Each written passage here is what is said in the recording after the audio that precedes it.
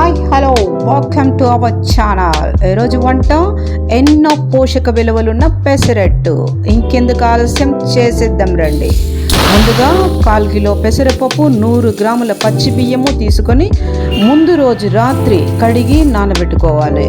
తెల్లవారి ఒక మిక్సీ గిన్నెలో నానబెట్టిన బియ్యము, పెసరపప్పు, కొంచెం అల్లము, ఒక తెల్లగడ్డ, పచ్చిమిర్చి 4, 1/4 స్పూన్ జీలకర్ర.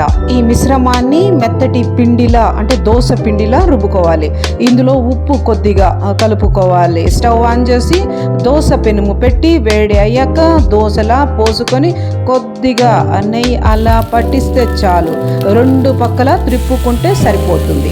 అంతేనండి, వేడిగా క్రిస్పీగా స్పాంజ్లా ఉండే పెసరట్ రెడీ.